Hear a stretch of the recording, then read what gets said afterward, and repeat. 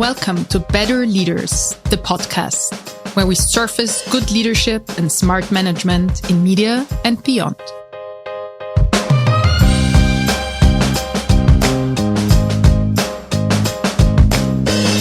Today, I'm talking to Styli Charalambous, CEO at the Daily Maverick.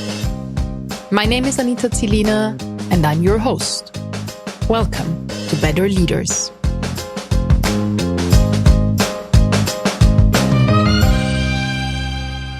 Styli, thank you so much for joining me today in the podcast. It's a pleasure to have you.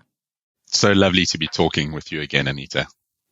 For our listeners who might not be super familiar with the South African media ecosystem, tell us a little bit about Daily Maverick and your role as a CEO there. Yeah, I'm the co-founder of Daily Maverick. We started in 2009 as a digital upstart new player in the media sector. In a time when we had just got a new president in the country, the digital disruption was kicking off around the world, and little did we know what was in store for us as we started out with 5 people. I started out in a part-time role of CEO and everything else that goes with keeping a digital publication going. And so from there, we've grown. We've survived first and foremost for 13 years, and we've grown to about 120 people now. I think we're the second biggest digital publisher in the country. We launched a newspaper in the middle of COVID, and so we've had a lot of fun along the way. We've broken some of the biggest investigations in South Africa's post-democratic history. So we've had a massive amount of impact on the country. We've created a whole bunch of new jobs in a time when the industry has lost 2/3 of its workforce since we started. So in that environment of disruption, of economic and political disruption affecting media, we've been focused on growing and growing ourselves and trying to support the industry, trying to be that front line of defense for the industry, and within all of that, trying to innovate and survive at the same time and figure out what sustainability looks like. And just trying to have fun along the way too. That's an amazing story and an amazing journey that started like all entrepreneurial journeys start, right? That started small, that started most likely with an idea and a passion and some people who said, let's try something. Was that a deliberate process? Did you always know you wanted to be an entrepreneur? You wanted to build something of your own, or did that kind of just happen at some point? Yeah, I like to tell people that I am a reformed accountant in recovery. I trained as a chartered accountant in South Africa, went and worked in the UK in some investment banks, and then decided I really wanted to come back to South Africa and get stuck into something more entrepreneurial, more startup-ish, and really just fell into media. It was a by chance introduction to the founder, Branko Brikic, who had a lifetime of experience in publishing, books, magazines, and this was his foray into digital. So my experience and entry into media was really by chance, and it just sounded less terrible than my other options at the time, and so that's how I got involved. But I always we should put that on some billboard. Less terrible than your other options. Less terrible than accounting. Maybe that would solve the talent crisis in journalism a bit better. Maybe. Look, anyway, we can get good people into the industry. We should take it. But I think coming in with zero background to media was both a curse and an opportunity, because there's a steep learning curve, but you also don't have legacy baggage to deal with. But I was always interested in business, in entrepreneurship, in starting something new, because I really had a lot of personality clashes with accounting, with the corporate environment, and some other incidents that just really told me this wasn't the right environment for me. I needed to be in something more stimulating, more creative, and kind of found this thing that grew into a passion very quickly. I was warned by my founding partner and editor Branko, that once this gets into your blood, you'll never be able to get it out. And he was right about a lot of things, and that was another one that he was right about. But definitely a passion for building things and trying to figure out these business problems. Yeah, let's talk a little bit also about obviously there is the building side in the sense of like building the business and the product suite. But let's also talk a little bit about deliberately like building the culture of an organization that didn't exist before, like deciding how do we want to work together? How do we want to treat each other? How do we, see communication and leadership and so forth? Can you share a little bit about how you and your co-founder approached that at the Daily Maverick? I'd like to say, and I wish I could say that we were really conscious about this. But I think what we did was we just let sort of, common sense and what we would like to experience as people in the environment, in having a relaxed and, let the output be the thing that guides us, as long as we're doing great work, as long as we, are kind to each other, as long as we treat everyone like adults in the room, then, let that be our guide. We didn't sit down and go, this is a culture that, and define it. And, in those early days of being startup, you can get away with that. But I think as the organization matures, as it evolves, as you break through, a lot of people talk about sort of 40, 50 people as a sort of a real watershed where things change, right? And you have to think more about middle management, especially, and how in a distributed remote environment, how you're going to stimulate and create the environment for a culture to thrive, and what is that culture, and how do you define it, and how do you support it and drive it when all these external pressures, like really big pressures, economic, political, threats to physical safety, mental health issues, all of that are just bearing down on you on the outside. And so realizing, well, what is it that we can do internally to respond to these pressures and what we would like to see, and then to make efforts to try and get there. So I think we've become more conscious about that as we've become bigger, because it's been necessary. And in part in response to issues that come up, but also in response to having a clearer vision of what good and great looks like, and then working backwards to try and achieve that.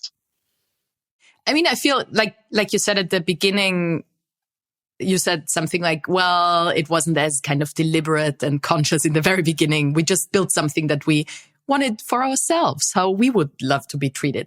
And I do think, that sounds fairly basic. You'd assume that everyone thinks like that. But I do think that a lot of organizations forget that very plain and simple human, well, how would I want to work and how would I want to be treated, right? So I don't actually think it's that basic. I actually think it's building an organization that you would enjoy working in is probably a good path.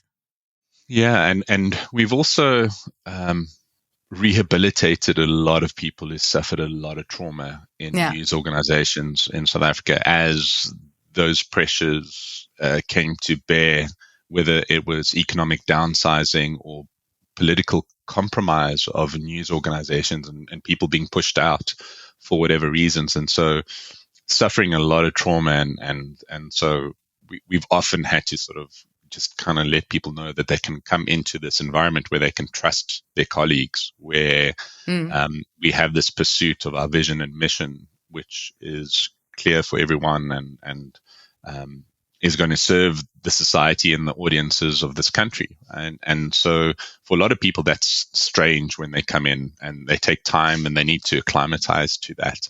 But we also are aware that our actions and our words as the leaders, especially as co-founders who are still here 13 years later, carry a lot of weight. And so, we do realize that we have to be continuously showing up in our communication, in our actions, in the roles that we create, in, the people that get promoted, and all these things that add up to this kind of place that we want to, that we'd like to get to an ideal place. We're never quite get there, and things keep changing. But at least as long as we're making progress towards it, then we're okay. Yeah. Can you talk about some of those approaches? Because that I find truly, truly interesting as well. You don't only have the usual stress of a media organization, the timelines and the time crunch and the deadlines and the economic pressure. You also work in an ecosystem and a country where journalism is under pressure. So that adds like a whole layer of stress and trauma and things to take care of. Can you talk a little bit about how you personally deal with all that stress, but then also how you help the organization and your teams deal with that level of stress? Yeah, there was a sort of a big turning point for us. I think it was in 2016. We were recipients of a big cache of information that became known as the Gupta leaks that ultimately helped change this country, change the leadership, contributed to a change in leadership right at the top, president resigning, and a whole host of other circumstances. And in that time, there was a lot of crazy stuff happening, like, getting whistleblowers out of the country because we feared for their lives, them having to give up their businesses in order to do this. Having to raise the funding for them, having to deal with the potential threat of state security knocking down the door at any time. And I guess that point, which was a massive turning point for us, it's funny, I often talk about, the universe, wanting to make those things happen. And what I'm getting to is that I had to go through a lot of personal growth and development before we were ready as an organization to take on something like that. And it's funny how the timing worked. And I just remember having to do a lot of work on myself and then helping the organization extend what I'd learned about myself into the practices of the organization. And so the growth of the business was tied to the growth that I needed to go through myself as a founder, as a CEO, as someone who has this outsized impact. And I don't believe that we would have been in this place or able to deal with that if I hadn't done all that work on myself. And so it's closely linked. There's a high correlation between being assured, being self-aware, being really conscious of all these things, taking care of myself, the maintenance, mental health maintenance, the spiritual maintenance, all these things that were becoming part of my routine, put me in a place to be able to better deal with everything that the demands of the organization and the demands of these crazy things that we had to do, getting whistleblowers out of the country, dealing with journalists whose lives were being threatened, their physical safety, dealing with state security breaking into our journalists' homes, being tracked by state security, and all these things that come with this place. So if I'm not coming from a place of being centered and looking after myself, then it's very hard for the organization to then follow and to realize that we need to bring these things into the organization. And so when COVID hit, we'd been talking about making a mental health counselor available to the team.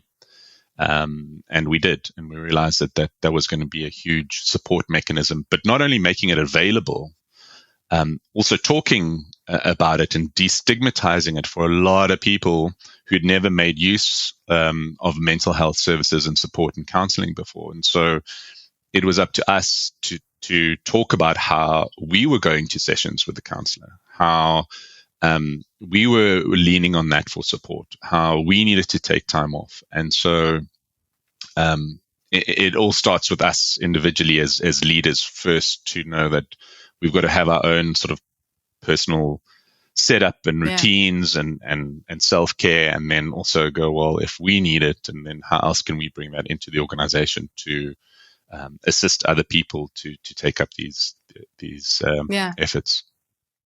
And that's such a thoughtful approach. And it kind of reminds me when you're on the plane and they tell you if the plane crashes, put your oxygen mask on first and then help weaker folks and older folks and kids. It's very, very comparable to this, right? That you can only lead through turbulence if you have the energy and stamina to do it. Yeah, it's absolutely true. I mean, how, you need to be making important decisions. You need to be communicating with people. You need to be aware of your emotions and need to be responding to things and not just reacting to things, and responding thoughtfully, knowing, what is the bigger vision here, right? What is the long-term plan? And I think all these things, are really only possible or routinely possible if we're looking after ourselves and if we're in a good place and if we are centered. And so, I feel like those first 7 years were so hectic and not blurry. Centered. They were not centered for a lot of reasons. I mean, we didn't know what sustainability looked like. It was, living from the 25th of the month to the next payroll run to the next payroll run. I mean, I have this fear of the number 25 that I'm still trying to get over because of that. That's probably also an accountant trauma that you carry with yourself. Yeah, and if you're not, to deal with those kinds of pressures, and I wasn't. It's all blurry in my mind. It's all hectic. It's all intense, and a lot of that was also because I wasn't in the best place. And so I think if you chart the growth and the success of Daily Maverick, it really picks up once I'd basically sorted my own shit out. Or some of it, enough of it for it to have an effect. And it's interesting that, It's interesting that in many of these conversations that I have for this podcast, the conversation always at some point comes back to this question of, conscious leadership and reflected leadership, and the fact that the media industry for so long has insisted that leadership means being strong and not questioning yourself and not letting yourself be questioned. And that is shifting and has to shift. And that leading through transformation, the transformation we're all in as an industry, the transformation our organizations are in, is only possible if we also rethink and redefine what good leadership looks like in the industry.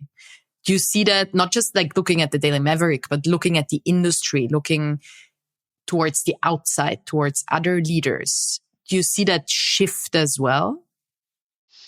Yeah, I mean, if you had to sum up the world's problems right now, poor leadership would be the number one reason that is contributing to, most of the problems that the world is facing. Whether it's war, whether it's mismanagement of economies, whether it's corruption, whether it's the news industry, right? It all starts with leadership. It starts with leaders knowing what the long-term plan and the vision is and how to get there, and styles of leadership, and knowing what leadership is. Often, I think a lot of people just sort of enter into leadership positions just by osmosis, by some kind of political kind of ladder climbing exercise, as opposed to thinking really consciously about, well, what does it mean to lead? What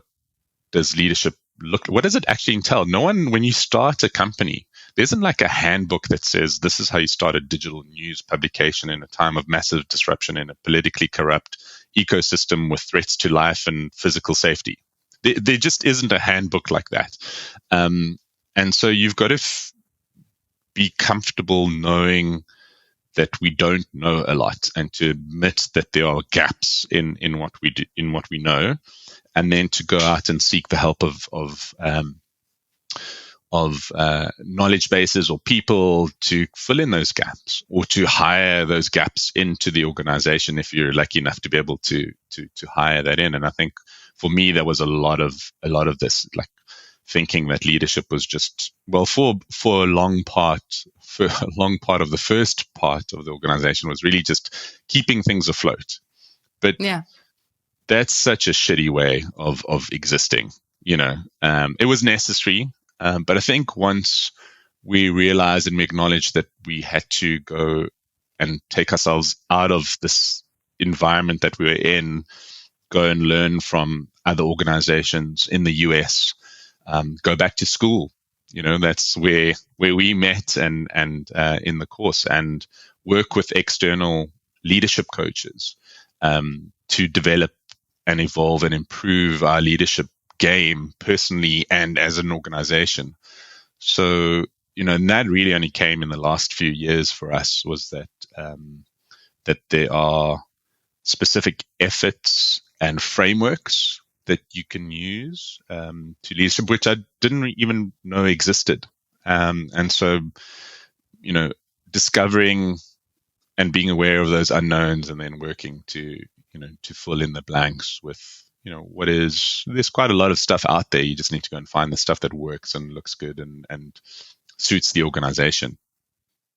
So what are some tweaks you and your co-founder made in the organization when it comes to management, to leadership, to structure, to culture? What are some things that kind of emerged in the past years where you said, I think we kind of need to grow up in that space, or we need to professionalize? Yeah, grow up is a good way of describing it. What got us here was not going to be the thing that takes us to the next phase or even beyond. How do we evolve out of what was essentially a partnership, the two of us running the organization, into something that is a medium-sized organization with big ambitions to remain lean and agile and innovative, but accommodating a growth and surge in people that are going to join the organization. So this evolution, how do we manage that evolution? And so for us, that was the big thing. How do we do that without losing our spark? There was this terrible fear of corporatizing, which everyone had, but there was also at the same time this, need and this cry from people that we needed more structure, because the partnership model was causing blockages and people didn't feel whether they had the authority to make decisions, and so it wasn't working anymore, and it was causing friction, and it was causing delays and and all sorts of unwarranted and unnecessary outcomes. And so that's when I kind of realized we've got to undertake this massive reorganization and restructuring of what it looks like. And also, how do we do this in a way that the organization can sustain itself in 10 years' time, or when one or both of us are no longer involved? Because there's so many examples in media where those founders leave and then it all just falls apart because they didn't do the work to plan for the future and to transfer the knowledge, the skills, the culture, the vision to a broader segment of people in the organization. And so we had to figure out, what does that plan look like? That was a big part of the capstone project thesis that I did at the end of my time at CUNY with you and the rest of the team there. And that developed into a big leadership development program as well that ran alongside that. And so, the last 2 years has been around putting those things into place, being really clear around visioning, what does great look like? How do we measure success? How do we work backwards together? And so really not trying to focus on the what, but really making the why and the how clear, and the frameworks clear of how we can respond to what is always going to be an industry that is, in flux, dealing with disruption, dealing with political challenges. How do we get those frameworks entrenched into the culture of the DNA so that we can keep using them to make better decisions, and to give us a greater chance of success? And then also at the same time, how can we deepen the leadership bench and coach more people to a level where they can take these frameworks and run them within their own teams, and then that alignment starts flowing throughout the organization. And so realizing that was necessary, finding the people to help us with that implementation, carving out the budget to finance that, carving out the time budget as well. I mean, we're an industry that has daily deadlines like few other industries have. And so it's very easy for people in the news industry to get caught up in the operations of an organization, right? And so not making enough time for management and not making enough time for leadership as well. And the added challenge as well is that in under-resourced organizations, leaders are often managers too. And, there might be an over-index in that little time that you have outside of operations might get all soaked up in management and not enough in leadership. And so, really being conscious about carving out that time and also telling people like, this is a leadership hat moment, right? Or a session, right? This is leadership, this is not management, and knowing the difference between the two, but also saying, okay, we're not going to do that now because this is important for the long term. And it's really hard for news people because that daily routine and the neural pathways that we've carved out over years is just, it's easy. It takes more energy to kind of do this, to attend to that daily grind than it is to kind of stop, look up and plan for the long term. Yeah, I do think that is a very correct observation. Routines just tend to repeat themselves and they tend to suck you in, and they tend to kind of, if you don't consciously try to step out of them and say, we're doing something different now. The Fridays, I'm, putting my leadership hat on and I'm getting rid of the operations hat, or before 10, I deliberately have meetings that focus on are led in a different vibe and focus on a different area. I think it is very hard to work with those different speeds that you have in a media organization. So I think that's part of what I'm seeing in other organizations as well. So I think that's a very good observation. You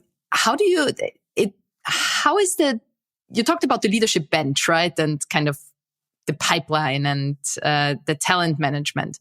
How's that going? How's that going for you? But how do you also see it in the industry? Because I mean, the media industry as a whole is in a huge disruption also because it's becoming harder to hire folks. We could talk for days probably about the reasons why it's becoming harder. But how's that going for you guys? I can really only speak to the inside of our organization and what we've done. It does feel, just by looking from the outside from other media organizations in the country, that we are investing way more in leadership development than a lot of other organizations that I see. And because we have this, I guess maybe this fear that, that if we don't do this now, and we leave or something terrible happens to us for whatever reason, how long would it be able to run without us before things lose their direction? And so, we've invested a lot in the last 2 years in doing that. But I do think, and from what I hear and see, it's rather rare. I think part of the problem of the news industry has been that it hasn't invested enough in leadership and leadership development. If we think of the industry's failure to innovate, I think we can probably say that the industry has failed to innovate, and why disruption, the digital disruption ended up being such a big thing. I mean, that is ultimately the failure of leadership, right? It's not leaders' responsibility to do the innovation, but to facilitate and create a culture of innovation. And so I think it's evident that, leadership wasn't valued enough or supported enough, or the development wasn't enough, or maybe it went in the same old areas of certain types of people just continuously made leadership positions their own, or maybe it was done because the news industry effectively operated in oligopolies, right? So you needed a license to broadcast on TV or radio. Newspapers were expensive to print, and so you had these barriers to entry that kept the competition out, to the extent where there was no disruption in the industry, which is rare because every industry and every company gets disrupted. And we kicked it so far down the road that when the disruption came, it came in a wave for the entire world's news industry by organizations that were outside of the news industry.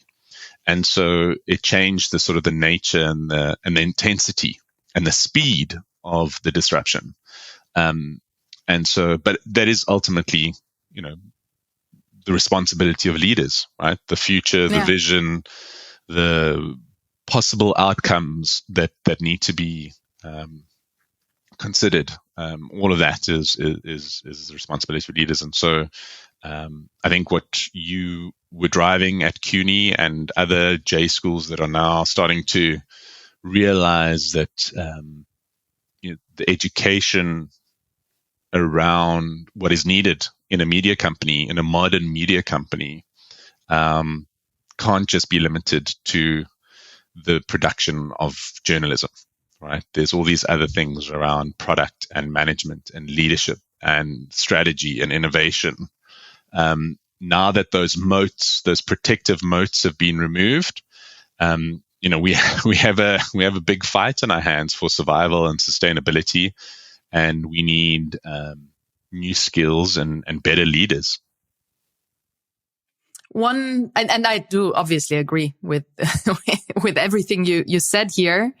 And I find that there are some situations where it becomes particularly obvious. And obviously one of these situations is when the organization is in trouble, or when, the tides start turning, or when the economic numbers are starting to worsen. So when in bad times, let's just put it that way, it becomes particularly obvious how leaders react to that stress of bad news.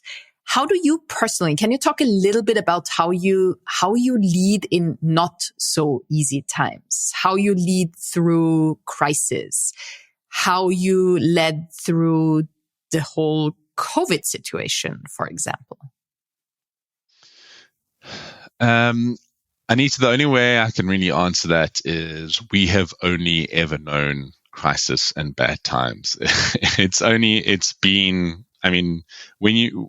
basically lived from month to month for the first 8 years of our existence. And even then, after that, the runway was never longer than like 6 months at any given time. And so that's just the normal operating environment and circumstance that we're in. And so I guess in a way, if you can come through that, and to come through that with care and respect and dignity, and how you deal with colleagues and deal with stresses and stuff, then you've kind of been stress tested properly. Yeah. And so we've only ever known that. I mean, from day one, the day we launched, the pressure was on, the stresses were there. And so we've never, so I can't really tell you what we would be like in a plain sailing, everything is great, environment. Even now, I like to think that we've graduated to a better class of problems. But there are still problems. There are still problems. They're still massive, of course, still problems. There's still, our ambitions are bigger now. There's always funding and fundraising issues. All the growth that we have gets reinvested into the organization, not because we just want to grow for the sake of growing, but because we believe it's important for the country and for the industry that a strong, sustainable, and bigger and more influential Daily Maverick is good for all those parties concerned and us. So we're still in, feeling those stresses. We're a bigger target now than we were before. There's, disruption coming in It feels like you're just kind of getting your head above water from the big digital disruption, and now the AI disruption's coming, and what does that mean? And so I think just becoming comfortable with this change, that the only thing you get for successfully navigating change is a big bucket of more change, and just realizing that, well, that's just going to be the status quo pretty much forever. So we might as well carry ourselves in the way that we want to, and be able to, teach ourselves and build a culture that is comfortable responding to the demands of the moment, but never taking the eye off the long-term goals. And I think that's what we really want to instill, is that there's a long-term plan here. There's a vision, progress, not perfection. And create the kind of place, in a way, in my mind, I want to create the kind of place that people never want to leave, that they want to work, see the rest of their working days out at Daily Maverick. There is this saying, or this description of CEOs as either peacetime or wartime CEOs. I actually don't love that it's kind of this war metaphor, but I think there is a point to people who are great at leading in, through turbulence, and people who excel leading when everything is like quiet and organized, and who focus on the optimization part of things. How do you personally, well, obviously you've played in the wartime CEO field, but do you think that's also like a personal choice? Do you think you'd be happy leading a very kind of stable, mature organization in quiet waters? There's never a dull moment in our world, and we would love some dull moments. Some extended moments of dull would be amazing. We would love that. I think and you often find this as well. Startup founders really make the CEO of a bigger, more mature organization.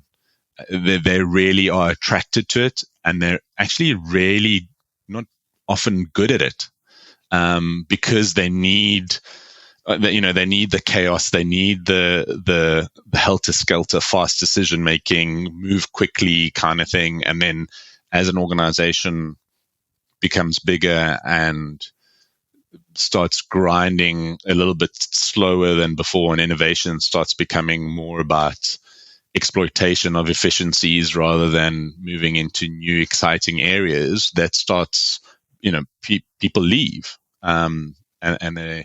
So I think it can be done. I think certain people are more amenable to doing it.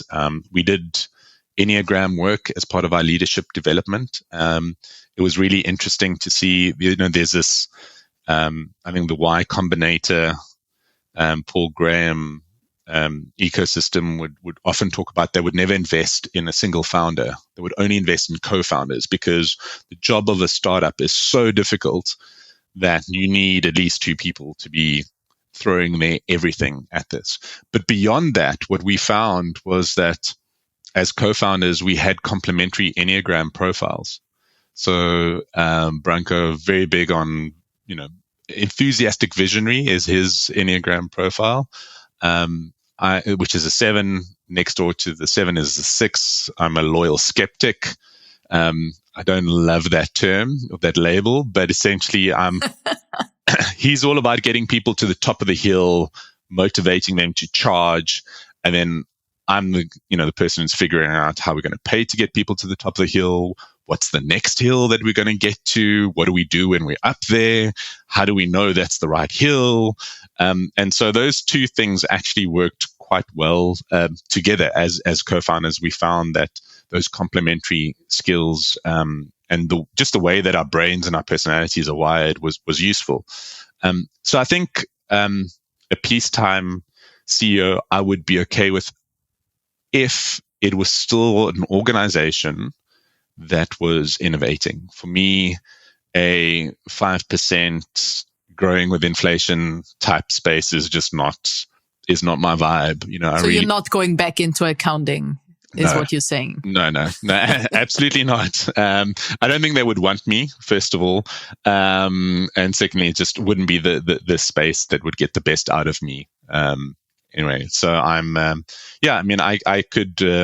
love to be in an organization making huge amounts of profits, but still innovating. And for me, the thing is, like, that is all a successful byproduct of having an incredible vision, achieving that, serving our audiences, serving the country, making an impact. And because we do that so well, that there is, a financial success and being able to continuously, explore new areas. So that for me would be awesome. And that's the kind of peacetime that would be amazing. Yeah. But I don't know. I don't know if this country or this industry would ever facilitate that. We live in hope. Yeah, we live in hope. What are some things aside? I found it very interesting that you now talked about the Enneagram work and those, you can think about those tests and self-reflections, what you want. There are hundreds out there, but I do find them intriguing from time to time because sometimes they surface something that you just didn't see about either yourself as a leader or about a certain constellation in leadership. So sometimes they just kind of help you see some blind spots, just like a good coach would, or a good, teacher, or a good therapist would. What are some things when you think back about those years leading Daily Maverick through so many different kind of challenges and think about that journey? What are some things that you learned about yourself as a leader? Some things that you became conscious of during that journey? Yeah, I mean, those profiles are really interesting, especially if you do a deep dive. You're able to get someone to analyze them with you, and then also the other interesting use case is to then overlay that onto a leadership framework. And so, say if good leadership frameworks look like this, and your sort of defaults are strong in some of these areas and not so strong in some of these other areas. For me, it was really figuring out that, okay, that's why I generally like to do those parts of leadership. And that's why I generally shy away from these. And it was also important for people around me. I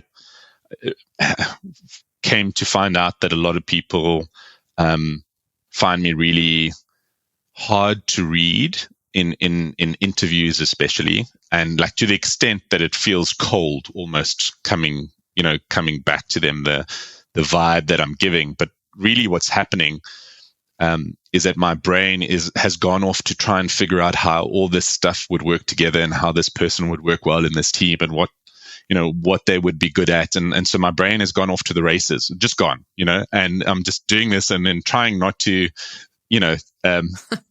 trying not to give anything away, but just, trying to do. And so it was really important for my colleagues around me to know that, so that's why he has that crazy poker face. His brain's just trying to, can't stop it from calculating scenarios and things. And so that was really interesting to find out. And also I have a level of introversion that I've also, discovered about myself, and I do. I don't enjoy public speaking, but I do a lot of it because it was one of the ways that I would overcome that fear of public speaking. It takes a lot. It often would take a lot for me to get up on a stage, and there were a couple of times when I would have to do it with no one else on the stage, literally me in front of 1,000 people launching something. And what it would take for me to just prepare for that, mentally, was so big. But I've become better at it now, and I accept a lot of speaking engagements because of that too.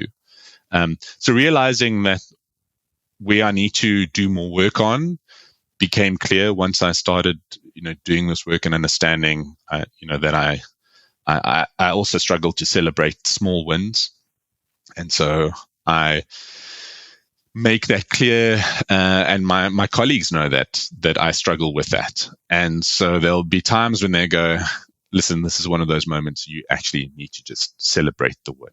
And because we did that work together as a team, they're confident to kind of go, hey, you need to come to the party now. Just stop, thinking That's about. Super helpful. Yeah. And just knowing how Loyalty is big for me as well. But that's what was great, is not just doing it by yourself, but doing it as a team. And people would know, like when my partner would come to me and he would come with the next big idea that was going to save journalism, save Daily Maverick. And he'd go, why aren't you excited? I said, like, I am excited. I'm just trying to think about how to make it work, because, you've focused on this. Chances are, the next step we need to be thinking about. And so super helpful into personal communication, in knowing what we naturally gravitate to, in what's important to us, in what we value, and then areas that we know not so strong on, so that we know we have to make conscious efforts. So that was super helpful for me to overlay those personality types against the leadership framework, and that's where some real wins came for us. We're nearly at the end of our conversation. So last question that I ask all of my guests: if you could give your younger self some advice, go back to young Styli and give yourself some advice on leading, managing, career decisions, whatever, what is some advice you'd give yourself? I don't think my younger self would have listened to anything from from anyone. And that was a part of the problem, and I guess part of the journey of discovery and experiencing it. I don't think I just had so much, shit that I needed to deal with, that I was not going to be, receptive to any kind of advice from my future self. So I would rather than talk about leadership, is really just to go and say, you are enough as an individual, as a person, and then work on that. That's great. A great word of advice and a great way to end this wonderful conversation. Styli, thank you so much for spending your time with me today. So lovely. Thank you, Anita, for inviting me.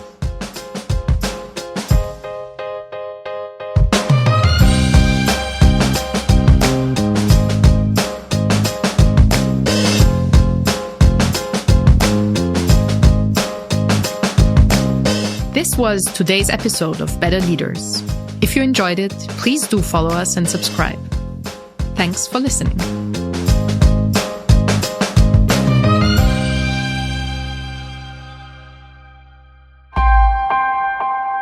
Missing link.